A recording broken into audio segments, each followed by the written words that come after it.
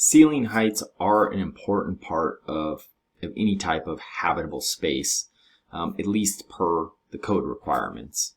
And I did a reel on this a little while back, but I wanted to dive into it a little bit more and just kind of go through the real terminology and the thought process behind ceiling heights, at least as I see it as an inspector and previously as a builder, and just kind of the formalities to it. It really comes down to, it's a verbiage thing, at least in my opinion, the way that I see it.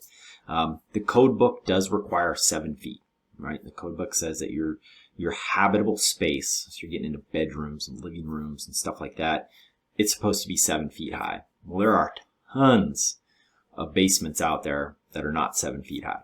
They might be 6'8", 6'10", whatever it is. If it's not 7 feet in a finished world, so you still have, ½ inch, 5/8 worth of drywall, technically it doesn't meet the requirement per the code book as a habitable space. Well, for a bedroom to be habitable space, you need that 7 feet. Well, you go finish your basement, you put in an egress window, you do all those things, but you're not 7 feet. Is it still considered a bedroom? Well, I know at least some of the comments I got in the reel, was like, well, you can go in and get a variance. You can go in and get a special approval from the building official. You can go down all these roads, and yes, and I wouldn't tell you not to do those if that's kind of the process in your area. It never hurts to get approval from the building department, right? But really, at the end of the day, no one's ever going to tell you that you can't finish a basement, right? They're not going to say, oh, you can't put a window down here. You can't drywall these walls, right? You can't finish it. It's just the term may be that it's not actually considered habitable space. And at least where we're at, I mean, if you go to sell it and somebody walks in there to buy the house, are they going to say, well, I've got an egress window in here. I've got handrails. I've got all the safety components. I've got CO detectors, smoke detectors, and all the components required, except for I am an inch shy of being 7 feet. I don't know that that particular person would not buy that house if it met their other requirements, right? Now they might, right? They might find something else where the ceiling's a little higher.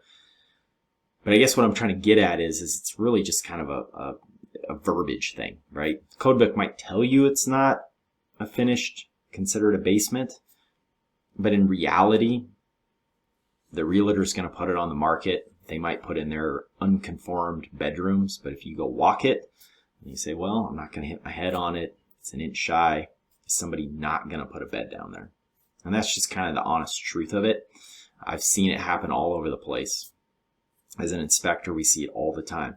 Now, if you don't have an egress window or your ceiling height's too low, I mean, we may go in there and say, well, this is a non-conforming basement that's being finished, and that might be what's in the notes on the permit.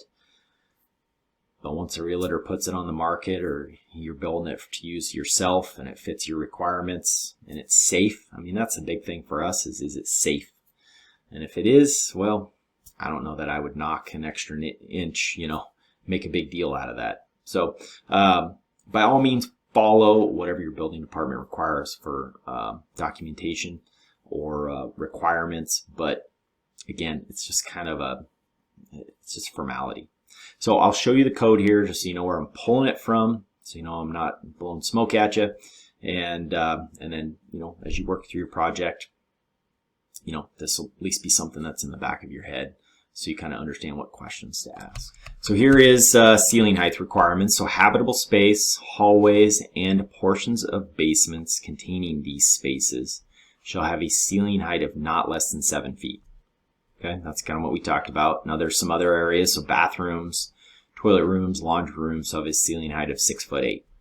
Okay, yep. So you can be a little bit lower in those areas, but if you're finishing the whole basement and you're already under 7 feet, well, you already have technically issues.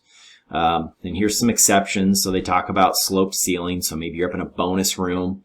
For rooms with sloped ceilings, the required floor area of the room shall have a ceiling height of not less than 5 feet and not less than 50% of the required floor area shall have a ceiling height of not less than 7 feet. So what they're saying is, like in a bonus room, you know, you have the section where it's flat and then it starts to slope down. Well, where it slopes down and it hits what they call like knee walls, or kind of those walls that separate the little attic space from your bonus room, those are supposed to be 5 feet to meet that requirement. And then 50% of it is supposed to be at 7. I run into bonus rooms all the time that do not meet that requirement, and people still finish them out, and they still put an egress window in them, and they still put a smoke and CO detector up there. And when I leave, as an inspector, I don't know what they do. My guess is someone puts a bed up there, or they turn it into a rec area, or whatever it is. But it's just, in the terminology side of it, may not meet the requirement for habitable space. So here's a couple pictures. This would just be like a basement somebody's finishing, and you know, the ceiling might only be 6'8", right? It might, maybe there's some type of penetrations or something that come down in here and they interrupt. Maybe you have 7 feet, but you've got a bunch of it that's soffitted down. Well, you can soffit some of it. You can have beams that intrude on that 7-foot requirement. I believe that's right here. Portion of basements that do not contain habitable space or hallways shall have a ceiling height of not less than 6'8". So kind of in the way here. Talks about exception: beams, girders, ducts, or other obstructions. The ceiling height shall be not less than 6'4", which I believe is what's right up here as well. So beams, girders, ducts, and other obstructions in basements. So you can be down to 6'4". Again, I don't know that I would care one way or another.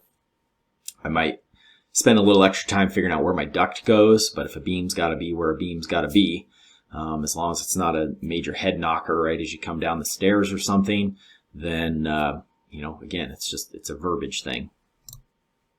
So as an inspector, maybe I should be a little bit more diligent in it, but I don't really dive into those specific requirements too much, because if someone wants to finish their basement, they're going to do it, and then you can call it what you want to call it. If you don't have an egress window in there, then it's a storage room, right? You know, it's a finished basement, but it's a storage room. And so we run into that kind of stuff all the time. So this has been Building Code Tips. I just wanted to kind of do a little bit more in-depth run on ceiling height. By all means, hit the subscribe button. I got more videos out there, and these are all about helping you DIYers out. And if you got comments, definitely hit them below, and I'll try to get back to you. Try to answer your questions the best I can.